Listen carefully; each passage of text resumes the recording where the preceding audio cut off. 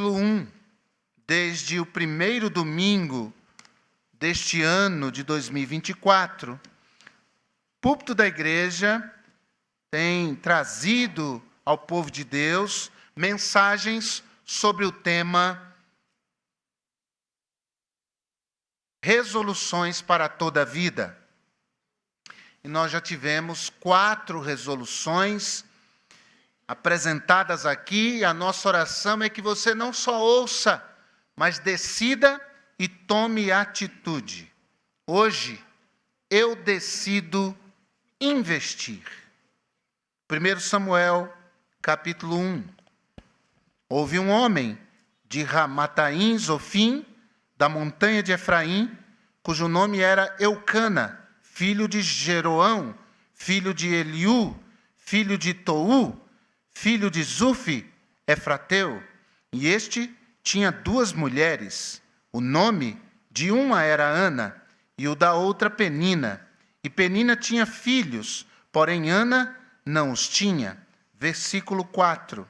E sucedeu que no dia em que Eucana sacrificava, dava ele porções a Penina, sua mulher, e a todos os seus filhos, e a todas as suas filhas. Porém Ana, ou a Ana, dava uma parte excelente, porque amava a Ana, embora o Senhor lhe tivesse cerrado a madre. Versículo 9. Então Ana se levantou, depois que comeram e beberam em Siló, e Eli, sacerdote, estava sentado numa cadeira junto a um pilar do templo ao Senhor.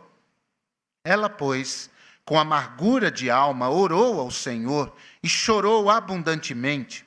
E fez um voto dizendo: Senhor dos exércitos, se benignamente atentares para a aflição da tua serva, e de mim te lembrares, e da tua serva não te esqueceres, mas à tua serva deres um filho, homem, ao Senhor o darei todos os dias da sua vida, e sobre a sua cabeça não passará navalha. Versículo 14. E disse-lhe Eli: até quando estarás tu embriagada? Aparta de ti o teu vinho.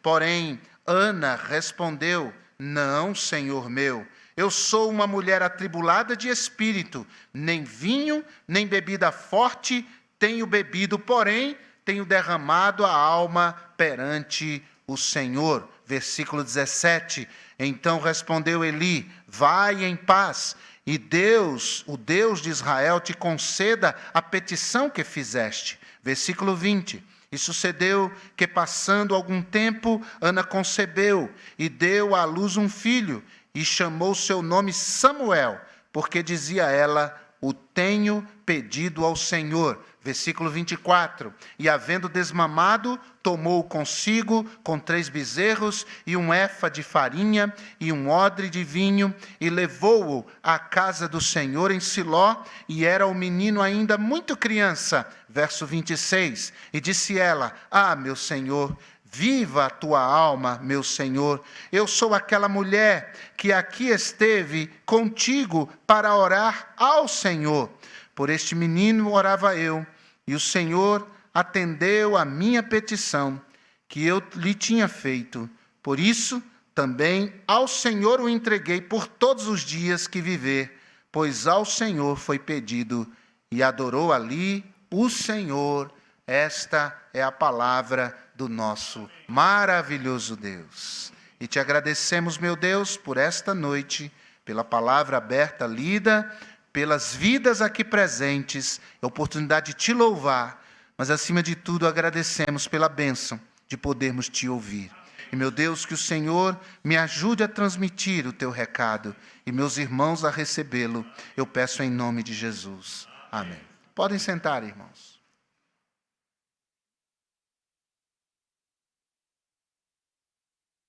Eu decido investir. Obrigado. Eu decido investir. Sabe que nos últimos anos, no Brasil, cresce o número de pessoas que investem em ações da Bolsa de Valores.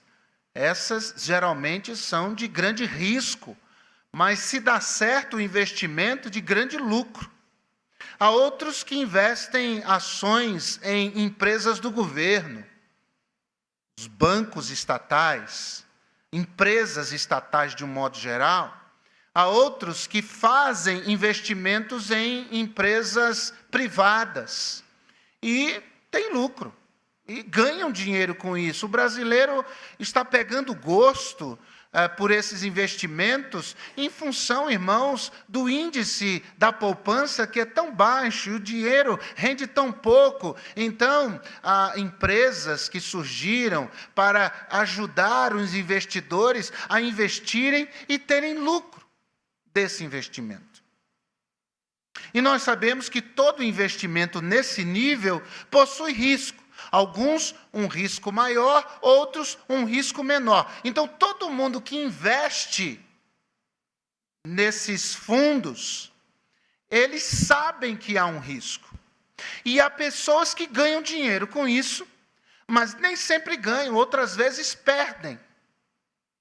E essa não é a minha área, eu não tenho muitos elementos para falar sobre isso, mas é daquilo que observo, converso com pessoas e ouço pessoas. Eu, particularmente, não tenho aptidão para investir nessas coisas, não tenho habilidade, procuro ser cuidadoso nos gastos e ter um dinheirinho ali na poupança, alguma coisinha ali, porque sempre alguma coisa acontece e a gente precisa estar preparado para alguma eventualidade. E quem gosta desses investimentos e tudo mais, fiquem à vontade, façam, nada contra, nem a favor, muito pelo contrário. Mas, irmãos, todos nós estamos investindo de alguma forma em nossa vida. Não estou falando de investimento financeiro, estou falando de investimento de vida. Todos nós investimos. Todos nós semeamos, para usar uma linguagem do campo. Todos nós plantamos sementes a cada dia na nossa história. Todos nós, sem exceção. Há pessoas que nem sabem, nem se dão conta, porque vivem uma vida displicentemente. Mas elas estão semeando. Elas estão investindo. Elas estão colocando naquela situação, ou em palavras que dizem, ou em gestos ou atitudes que têm, decisões que tomam, elas estão investindo alguma coisa, plantando alguma semente, e elas haverão de colher os resultados deste plantio ou deste investimento, quer queiram ou não. Ninguém pode dizer assim, eu não vou investir nada na minha vida. Essa é uma decisão, você está investindo. E você vai sofrer as consequências disso. Simples assim, assim é a vida. E a palavra de Deus resume nisso. Os que semeiam, cegam. Os que semeiam, colhem. É isso aí. E veja que a Bíblia fala de uma semeadura de algo que não é semente. Em Gálatas capítulo 6, verso 6, verso 7... Ele diz, tudo que o homem semear, e isso também é semente literal? Não. Ele diz, o que semeia na carne, da carne colherá corrupção. E o que semeia no Espírito, do Espírito colherá para a vida eterna. Veja que nem tudo é dinheiro na vida, nem tudo é investimento financeiro, e nem tudo é investimento na agricultura. Há um investimento na vida. E vou repetir. Quer você queira ou não, tenha consciência ou não, você está investindo e você tem colhido muito do que você tem plantado, consciente ou inconscientemente. Boas sementes ou sementes ruins, não importa. Você e eu, nós estamos colhendo e colheremos até o fim da nossa vida. Esta é a realidade. Ana era uma investidora sábia.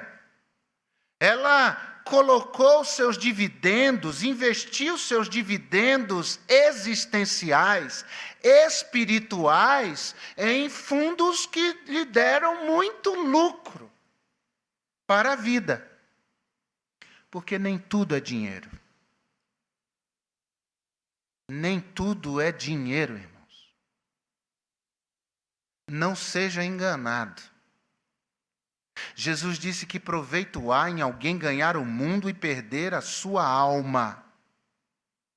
E tentando ganhar o mundo, muita gente perdeu a alma, inclusive crentes. Tentando ganhar o mundo, perderam a alma. E o que é perder a alma? Não é só perder a vida e ir para o inferno, mas é perder o coração. Já ouviu essa expressão? Fulano é um desalmado. Já ouviu isso aí?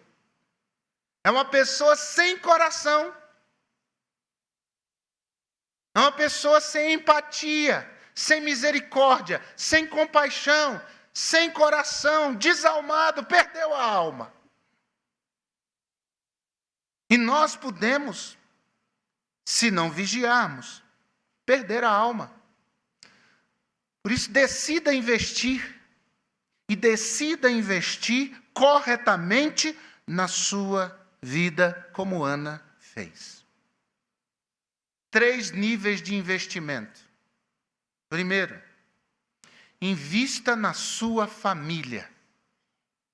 Primeiro investimento.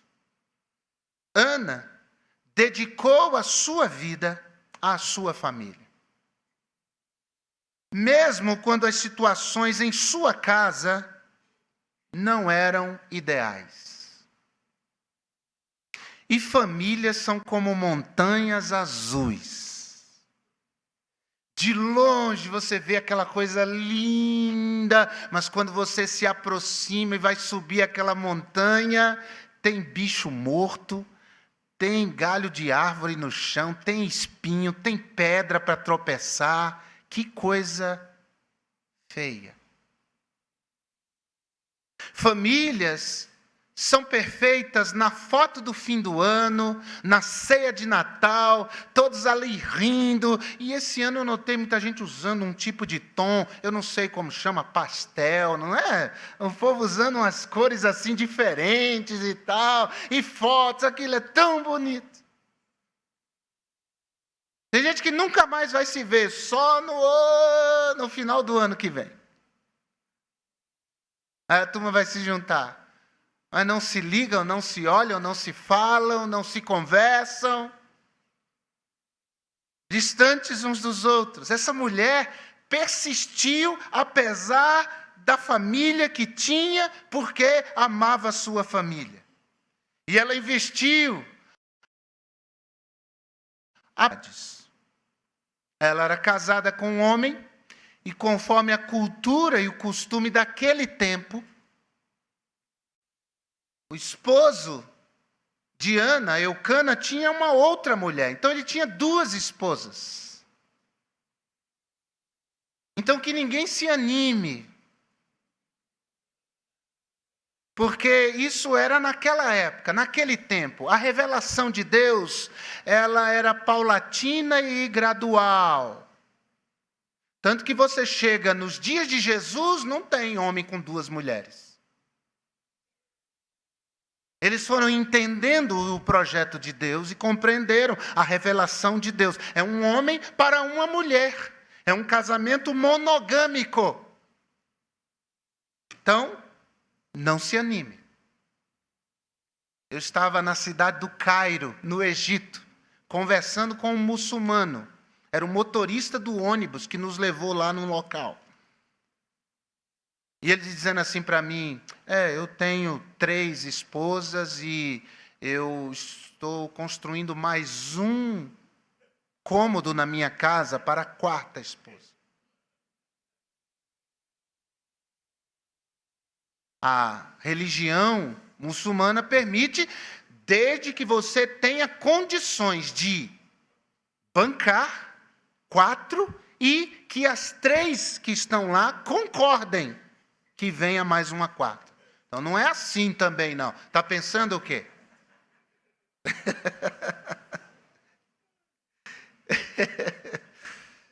Senhor amado, viu? Era uma vida difícil, era uma vida complexa, era uma vida cheia de dificuldades que aquela mulher vivia dentro da sua casa. E tinha um agravante, porque essa mulher era estéril. E a outra mulher de seu esposo, não, ela tinha um ventre fértil, ela gerava, ela tinha filhos. Mas essa mulher não desistiu da sua casa. Ela não desistiu de dar a sua contribuição para ter uma família feliz. Irmãos, hoje os padrões que o mundo está impondo, inclusive a vida dos crentes, e com tristeza digo isso, é de desistirem do seu casamento diante das dificuldades, diante das provações. Eu sei que conviver não é fácil, eu sou casado também, não é fácil para minha esposa conviver comigo, não é fácil para o seu cônjuge conviver com você, mas o casamento e a família é um projeto de Deus, e nós não temos que viver debaixo dos ditames do mundo, mas devemos olhar, voltar os nossos olhos para a palavra de Deus e procurar seguir o projeto e o plano de Deus, porque esse é o projeto que Deus abençoa. Qualquer outro projeto está fora da bênção do Senhor. Essa mulher investiu apesar da dificuldade, investiu apesar do desânimo, porque Penina, essa outra mulher do seu marido, nos diz o texto sagrado, ela humilhava a Ana. E ele a humilhava, creio que por ciúmes, porque o verso 5 e o verso 6 nos dizem que Eucana amava Ana. Então essa outra mulher ridicularizava Ana por ciúme. Porque visivelmente Eucana mostrava amor por aquela mulher Ana. Porque é assim, esse tipo de amor a gente não consegue dividir. Eu não entendo como é que esse homem podia ter 4 mulheres lá no Egito. Não há para dividir o coração, um pedacinho de amor para uma, para outra, para outra e para outra e para outra. Não tem como. E amor destina-se a uma pessoa, ou ama aquela pessoa, ou não ama aquela pessoa. Não dá para amar tanta gente assim. Às vezes nós desanimamos no meio da família, porque a família é aquele ambiente onde sentimos grandes alegrias, mas também podemos sentir, e geralmente sentimos, grandes tristezas, grandes decepções. Geralmente, no ambiente familiar, podemos ser desvalorizados. Há mulheres aqui se sentem assim, desvalorizadas pelo marido, pelos filhos.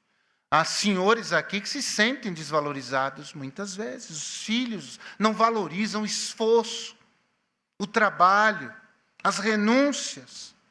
Mas o desânimo não deve ser motivo para nós desistirmos da nossa família. Muito pelo contrário, precisamos investir e investir mais. Então continue semeando no meio da sua família. Continue investindo no seio da sua família. Olhe para os seus filhos e invista a vida na vida deles. Está lá a menina com secador, penteando o cabelo dela, aquele cabelo bonito. Ou ela está lá se maquiando diante do espelho. Você passa ali na porta do banheiro ou na porta do quarto e diz: minha filha, cuide da sua alma do jeito que você cuida do seu cabelo, e eu estarei satisfeito. Irmãos. Ao menino lá, cuidando, passando aquele perfume, aquele creminho, que os meninos agora são assim, passa creminho, tudo cheirosinho, mãozinha fininha, para fazer carinho nas meninas. Você passa ali no quarto e diz: meu filho, Cuide da sua alma, da sua vida espiritual, da sua vida com Deus, do jeito que você cuida da sua roupa, do jeito que você cuida da sua aparência. Olha, eu ficarei satisfeito, feliz da vida e vou glorificar a Deus por isso. Isso é investimento. Essa mulher investiu na sua família, apesar do desespero, a cada regra no mês que vinha, a tristeza de não conceber, de não poder alegrar-se e alegrar o seu marido, gerando um filho. Mas, irmãos, Deus estava movendo as coisas para a sua glória. Porque Deus tinha planos maiores e Deus tinha planos melhores. Quando você estiver enfrentando problemas familiares, confie. Deus tem planos maiores e planos melhores para a sua casa, para o seu casamento. As coisas não estão definidas, não. Deus pode revertê-las. Deus pode usar pessoas, pode usar circunstâncias para mudar a situação, mas você precisa continuar crendo e investindo em oração na sua família, na sua casa, porque saiba que maior é Deus do que esse tipo de adversidade. Então invista no culto doméstico na sua casa. Invista. Estava hospedado numa casa recentemente, irmãos, lá na casa do pastor Alexandro. Irmãos, até a cachorrinha participa do culto doméstico. É verdade. Eles falaram, quer ver, pastor? Hora do culto, pessoal, hora do culto. Cada um vai se sentando, pegando sua Bíblia. Ela corre, pega um bichinho de pelúcia, vai para um lugar no cantinho e ela fica ali quieta todo o período do culto. Eu falei, meu Deus, que coisa. O pastor disse, pastor, toda vez, e é mesmo. Isso é melhor ter um cachorro crente do que um crente cachorro. De crente cachorro, a vida está cheia. Invista na sua família em nome de Jesus. Culto dentro de casa, invista, ensine seus filhos. Eu estava hospedado na casa de um pastor, eles estavam em competição. Hoje os filhos estão todos casados, eram crianças à época, decoravam, eles sentaram à mesa antes do jantar, versículo decorado, era uma disputa. E eram versículos inéditos, não podia repetir. E os meninos decorando a palavra de Deus, irmãos. Invista na sua família em nome de Jesus. Não desista da sua família. Segundo, invista na sua fé. Invista na sua fé. Parece que uma família era muito crucial para Ana, mas a sua fé ocupava um lugar ainda mais importante.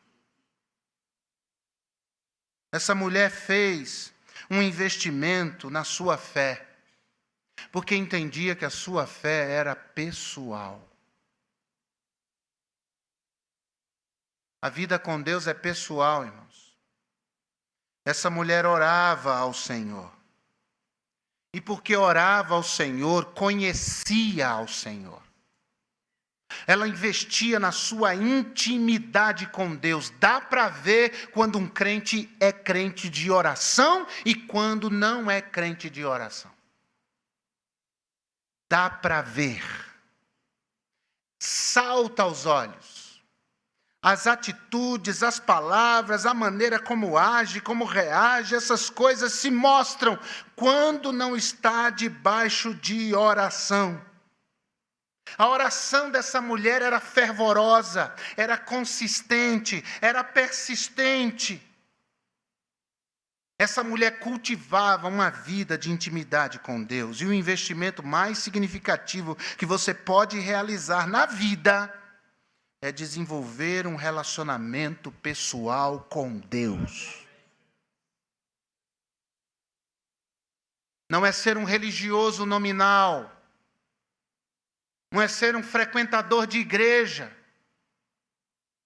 mas é alguém que anda com Deus no dia a dia, que tem vida com Deus, que tem intimidade com Deus, que teme a Deus, que leva Deus a sério. Cultivar um relacionamento real e vital, que impacta a maneira como nós vivemos, é fruto de um investimento na nossa fé, é pessoal. E há crentes que ficam esperando. Eles ficam esperando que os outros incentivem, os outros o estimulem. Eles ficam esperando, irmãos, a vida cristã é individual. Nós podemos substituir o outro. É responsabilidade dele com Deus. Ana via todo o cenário difícil dentro da sua casa, mas essa mulher cultivava uma fé na presença do Senhor. Segundo, a sua fé era prática. Ela vai ao templo, no caso, o tabernáculo naquela época, para orar. Ela vai buscar a Deus na casa de Deus. E sim, vir à casa de Deus é necessário, sim. A gente aí fora, usada pelo diabo, e digo em nome de Jesus, usada pelo diabo para dizer que nós não precisamos de igreja, nós não precisamos congregar, nós não precisamos estar juntos. Eu posso ser crente sozinho na minha casa. Onde isso está na Bíblia, pelo amor de Deus, me mostre. Um versículo.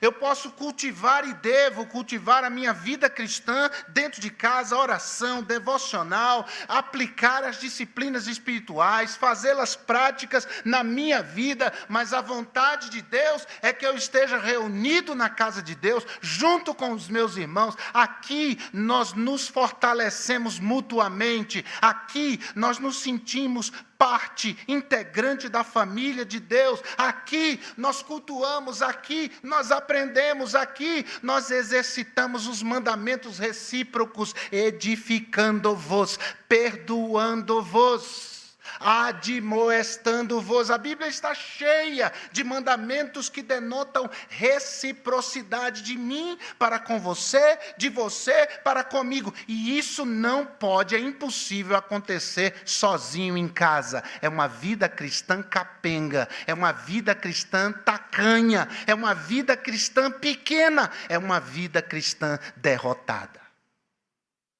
Gente que diz eu vou ser crente sozinho, está buscando motivo para pecar, para se mergulhar na lama do pecado, para não ter ninguém cobrando. Irmãos, a fé dessa mulher, a prática, ela veio à casa de Deus buscar ao Senhor. Hebreus 10, 25, não deixando a vossa congregação, o ajuntamento. Eu sei que há situações que a gente não consegue vir, mas essas são exceções. A regra é vir. E não por causa do pastor, mas é porque você precisa. Eu preciso estar na casa de Deus com meus irmãos. A fé dessa mulher era profunda também. Ela desejava muito ter um filho e ela apresentou essa necessidade diante do Senhor por muito tempo. Não sabemos por quanto tempo, mas por um tempo considerável. E por que ela fez isso? Porque ela cria que, conquanto o impossível estivesse diante de si, ela orava a um Deus para quem tudo é possível. E nós temos que orar mais assim, irmãos. Às vezes nós somos muito tímidos em nossas orações. Nós temos medo de pedir ousadamente ao Senhor. Nós tememos o Senhor, Ele é Deus, Ele é soberano, Ele é o Todo-Poderoso. Mas Ele diz, pede-me e eu te darei as nações. Ele diz, clama a mim e responder-te-ei e anunciar-te-ei coisas grandes e firmes que não sabes. E invista na sua fé. não deixe de crer. Essa mulher evolui a sua oração. Chega um ponto em que ela entende o senhorio de Deus sobre a sua vida e ela passa a entender que esse filho que ela tanto quer não pode ser dela. Esse filho que ela tanto quer tem que ser do Senhor. E ela, portanto, passa a orar dizendo: Senhor, se o Senhor me der um filho, eu vou devolver ao Senhor. Ele vai ser teu. Nós não temos filhos para o mundo, nós temos filhos para Deus, eles são de Deus. Nós não os criamos para o mundo, nós os criamos para Deus, eles pertencem ao Senhor. Por isso você tem que continuar orando pelo seu filho, pela sua filha. Não deixe de orar, não desista de orar. Continue clamando, orando por eles, porque Deus realiza o impossível. Antes de receber a bênção, ela já entrega a bênção. E fé, quando o Senhor me der, pode ter certeza, Ele é seu. Invista na sua fé. Torne a minha fé mais rígida, mais forte, Senhor, mais robusta. Invista na sua fé. Frequente a igreja, aprenda a palavra, se aprofunde na palavra, ore. Ore incessantemente, fervorosamente, constantemente, diariamente, cotidianamente, ore. Não viva uma vida religiosa, você está perdendo o seu tempo.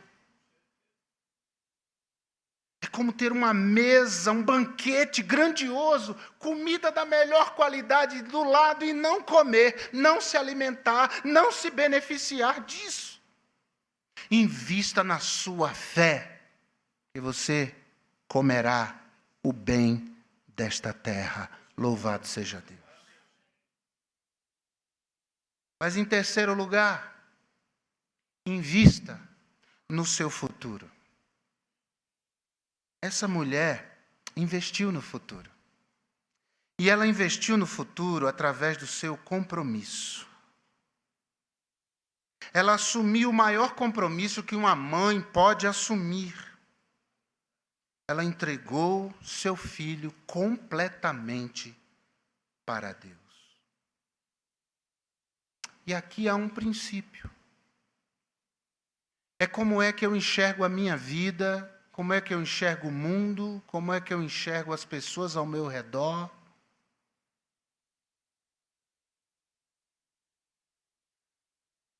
Nada é nosso, irmãos, tudo é de Deus. Quando o crente consegue virar essa chave na cabeça dele, quando ele para de viver a vida cristã olhando para o bolso de Deus, quando ele para de viver a vida cristã achando que Deus tem para dar, me dá, eu quero. Tem até igrejas que dizem isso: te entrego minha vida, te entrego meu mundo. Eles vão cantando esses hinos assim, sabe? Entrego.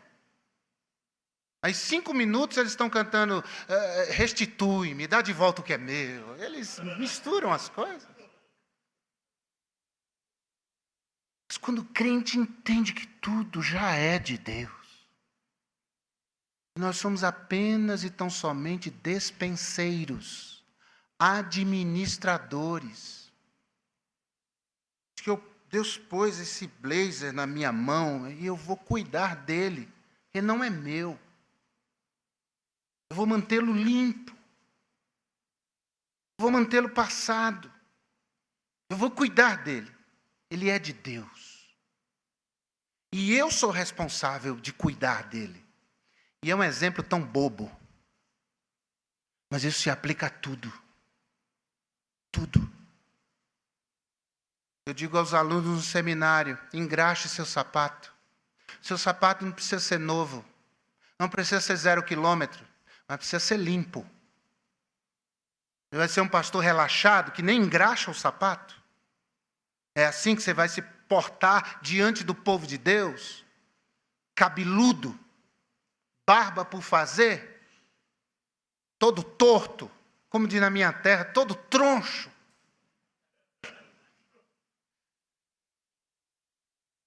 Então arrume essa gravata. Você não precisa ter terno de marca. Precisa ter um terno alinhado, direitinho. Isso é uma coisa boba. Vamos para as coisas maiores. Tudo que eu tenho é de Deus. Tudo. O carro não é meu, ele é de Deus. Deus pôs na minha mão para que eu administre para a glória dele. Ana cuidou do seu filho todos aqueles meses até desmamá-lo, na consciência de que aquele garoto pertencia a Deus. Ela amamentava, ela nutria, ela cuidava desse menino com todo carinho e responsabilidade. Pertencia a Deus. A sua casa pertence a Deus. A sua poupança pertence a Deus. Os que são aí, que não tem medo de nada, os investimentos que você faz, tudo pertence a Deus. Quando a gente cria essa consciência, nós nos tornamos responsáveis com o que temos. Não é meu, é de Deus.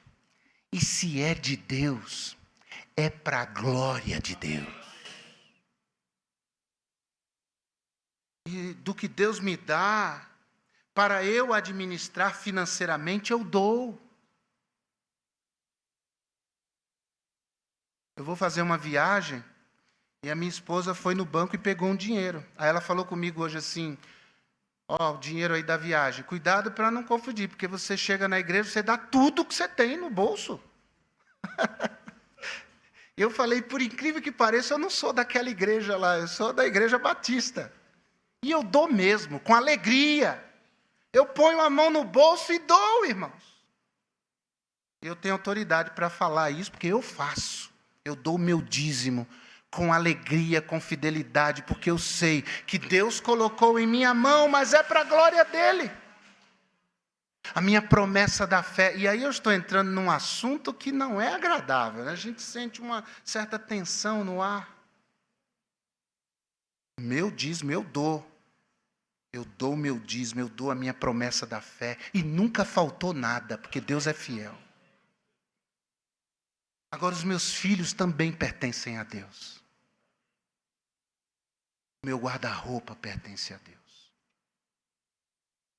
A escova de dentes que eu uso pertence a Deus. Tudo pertence a Deus. Porque tem maneiras de você viver nessa vida. Você pode viver como dono. Tudo é meu. Nada é de Deus. Ou você pode viver como sócio. Senhor, somos sócios nessa história. 70 é meu, 30 é teu. 80 é meu, 20 é teu. 90 é meu, 10 é teu. Você pode viver assim, como se Deus fosse o seu sócio. Só que a Bíblia não fala isso.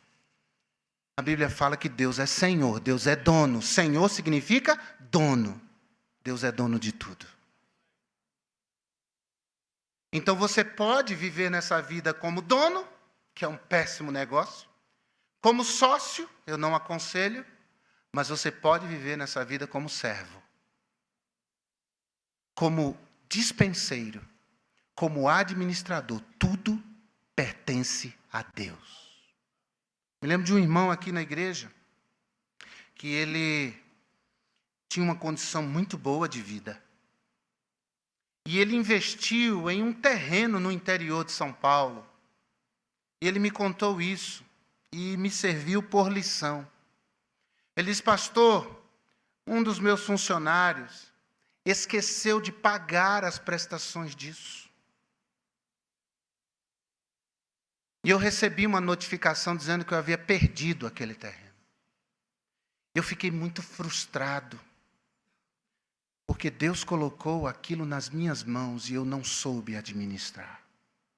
Eu perdi algo que Deus colocou em minhas mãos para eu administrar. E em nenhum momento ele disse o meu terreno, era de Deus. E eu creio que gente que pensa assim, é que Deus abençoa. O seu tempo não é seu, é de Deus. A sua capacidade não é sua, é de Deus. Os irmãos estão entendendo? Essa mulher investiu no futuro. Por quê? Porque Samuel cresceu e tornou-se sacerdote e juiz em Israel. Porque é assim. Deus faz prosperar aquilo que nós administramos para a sua glória. Só quem tem fé é que sabe o que eu estou dizendo. Quem não tem fé, retém. Mas quem crê, dá de si. Dá do seu tempo. Não é perda de tempo, é um tempo que eu estou investindo na casa de Deus, naquele culto na casa de alguém, as coisas de Deus. Eu imagino a alegria dessa mulher em ver o seu filho, um homem. E um homem servindo a uma nação. E abençoando tantas vidas através do seu exercício sacerdotal e judicial. Samuel definiu o padrão de justiça para a nação de Israel. Ele foi grandemente usado por Deus. Foi Samuel, o homem que teve o privilégio de ungir a Davi, o rei mais diferenciado que Israel já teve em toda a sua história. Ele serviu como líder espiritual em Israel, e tudo isso por causa de uma mulher que, pela fé em oração, decidiu investir a sua vida nas mãos de Deus. O investimento de Ana em Samuel continua vivo, ou continuou vivo, mesmo depois da sua morte. Mesmo depois que esta mulher morreu. E a minha pergunta é: os investimentos que você tem feito na sua vida, e eu não estou falando apenas de dinheiro, em nome de Jesus, pense nos outros investimentos, em outras modalidades. Eles têm implicações no futuro, boas implicações na eternidade. Ou você vai chegar nu diante de Jesus, sem nada para apresentar aos pés do Rei dos Reis. Eu acho que isso tem que ser levado em consideração. Quando nós lembramos de investimentos e investimentos eternos. Eu vou encerrar, irmãos, mas deixe-me ser ainda mais franco e verdadeiro com vocês. Eu não tenho tempo a perder. Eu falo com os meus colegas que eu estou numa fase diante de tantas responsabilidades e demandas que eu louvo a Deus por isso. Eu engrandeço o nome do Senhor. Que tem coisas que eu não quero perder o meu tempo. Há coisas que cansam. Há coisas que trazem um profundo cansaço. Eu não tenho problema de viajar 2.000 quilômetros lá para o sertão da Bahia, para pregar nos vilarejos e povoados. Não tem problema nenhum. O senhor vai cansar, não vou. Eu vim de Brasília domingo passado, do aeroporto para cá, já para o culto da noite, preguei. E eu estou dizendo isso, irmãos, para louvor de Deus, e Deus sabe o meu coração. Eu estou dizendo, irmãos, é que eu quero investir a minha vida em algo que tenha repercussões para a eternidade. E nós temos que pensar assim. Desde o nosso ambiente de trabalho, nossa vida familiar, nossa vida espiritual, tudo isso tem que reverberar na eternidade, senão é perda de tempo. E Jesus está voltando. E eu estou mais perto da minha morte. Então eu não quero e não vou, em nome de Jesus, perder o meu tempo. Eu quero investir os meus dias. E eu sei que tem muita gente aqui que quer fazer isso. Que quando a gente chegar na eternidade, Nós vamos olhar para essa vida que a gente tanto valoriza aqui, e ela vai ser como um grãozinho de areia comparado à eternidade. E a gente vai dizer assim: meu Deus, eu perdi de semear, de investir na minha família, para que ela seja um local onde o reino de Deus se manifesta. Perdi tempo, deixei de investir na minha vida cristã, na minha fé. Perdi tempo. Deixei de investir na eternidade. Não, em nome de Jesus. Nós vamos investir e vamos investir corretamente. Amém ou não? Você podia orar comigo agora. Porque a resolução desta noite foi: eu decido investir.